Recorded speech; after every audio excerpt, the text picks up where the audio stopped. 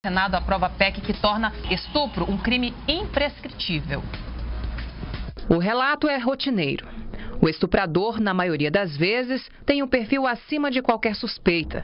E esse perfil acaba inibindo a vítima de fazer a denúncia.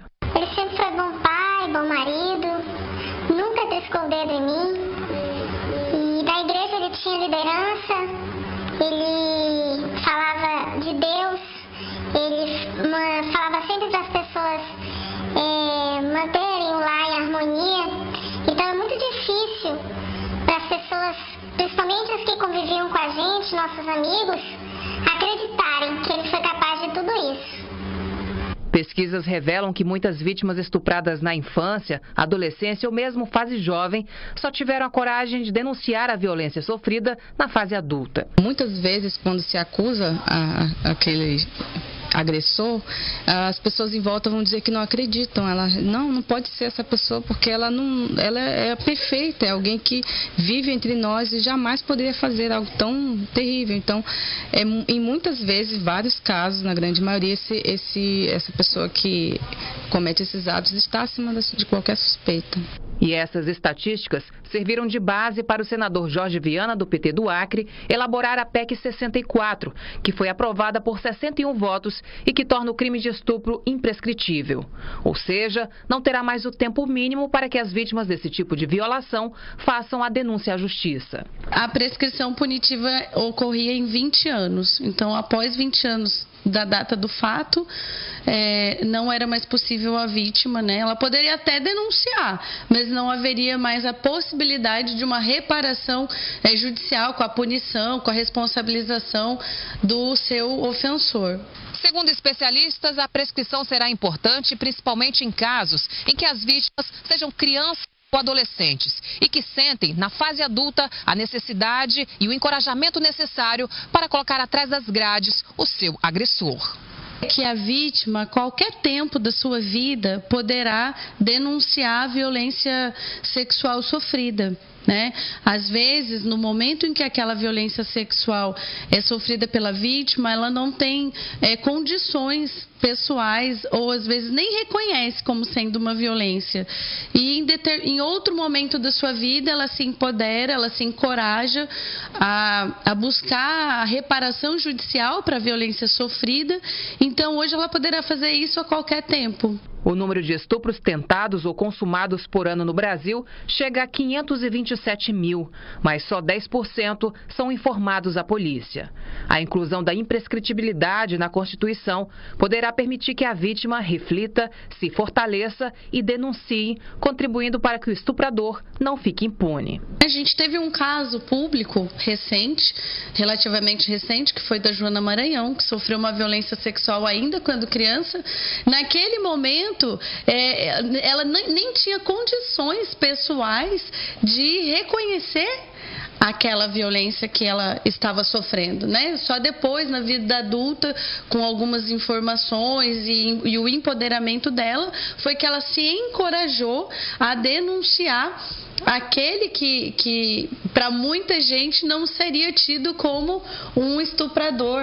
Para a socióloga Elisângela Menezes, além da lei é preciso mudar a cultura que existe de que a vítima é sempre quem dá motivos para a violação e não que o estuprador é quem tem um distúrbio. Dentro dessa cultura ocidental que a gente ainda preza e ainda reproduz na sociedade, é de que a vítima é a culpada pelo ato. Ou ela se vestiu de maneira inadequada para aquele ambiente, ou ela se portou de maneira inadequada, ou ela bebeu, ou ela fumou, algo que faça com que ela se sinta culpada.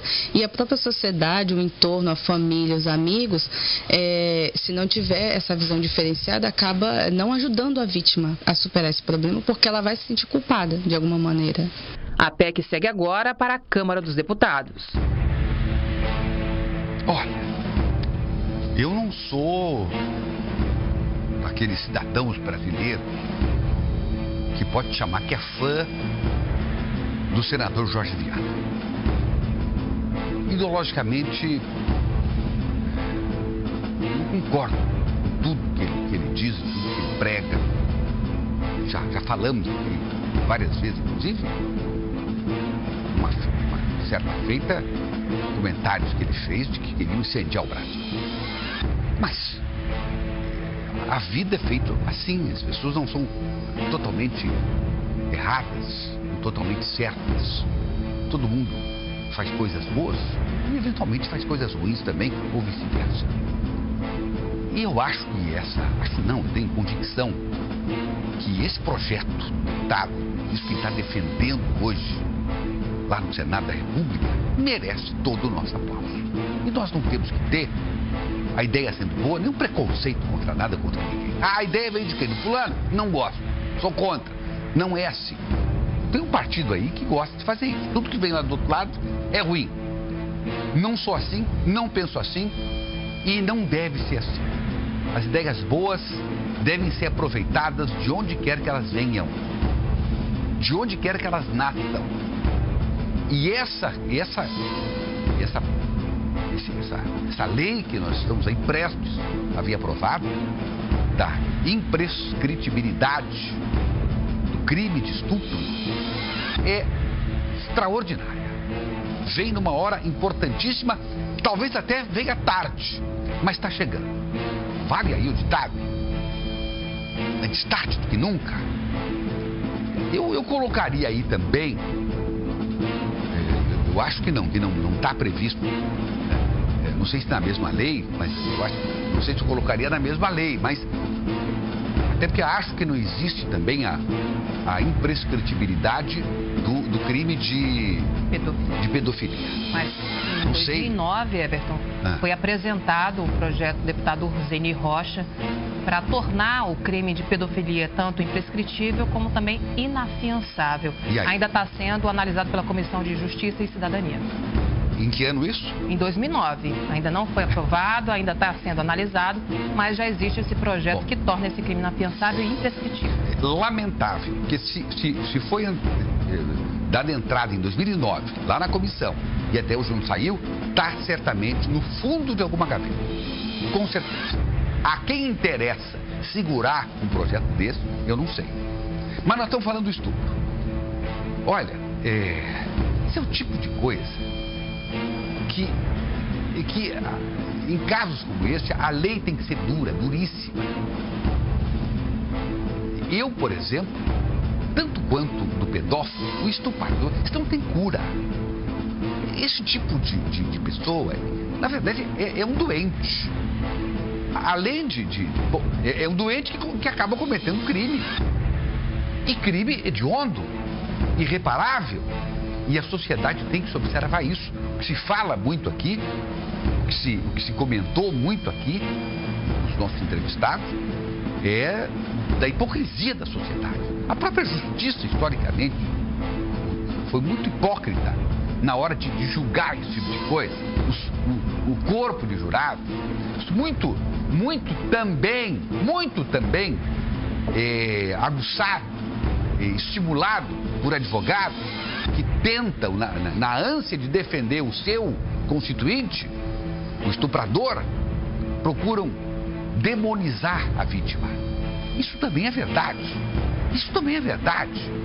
E muitas vezes se absolveu gente que tinha que ser condenada porque acabou se entendendo que a vítima é que era o algoz. E o juiz, muitas vezes, imagino eu que com dor no coração, tinha que aplicar a sentença, absolvendo um criminoso, um estuprador, vagabundo, sem vergonha, safado, doente. Mas porque a coisa foi conduzida, às vezes até a acusação não foi feita com competência e a defesa se saiu muito bem. E aí coloca a vítima como a algoz, como a bandida em toda essa história. Isso tem que mudar. A sociedade tem que mudar. E nós temos que denunciar sempre que estivermos de algo. O estuprador, ele é ardiloso.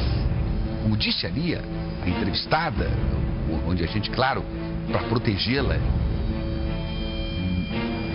modificamos a voz, colocamos efeito, não mostramos o rosto. A pessoa que, numa convivência maravilhosa, você jamais imaginaria que por trás daquela carinha de anjo existia o demônio, existia o monstro. E são pessoas doentes. E olha, quando nós tratamos de um psicopata, nós estamos tratando de alguém muito mais perigoso do que um bandido comum. Tenho certeza disso. E aí, para essa gente, para esse tipo de doente, sem dúvida alguma, a pena ela tem que ser máxima, ela tem que ser perpétua, porque não há cura. Eles saem e voltam a estuprar. No caso do aliciador de menores, no caso do pedófilo, 30 anos depois ele sai e volta a praticar pedofilia. Não tem cura. Por isso, eu apoio amplamente essa coisa da pena não prescrever e penas duras, crime hediondo. É isso, Neide Santos. Vamos falar de coisa boa Só agora. deixa eu te falar outra coisa.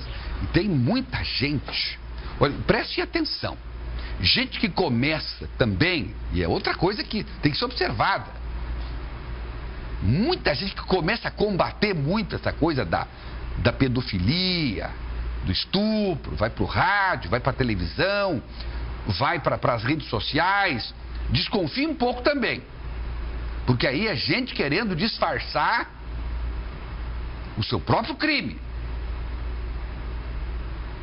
Tem gente que sabe do que eu estou falando.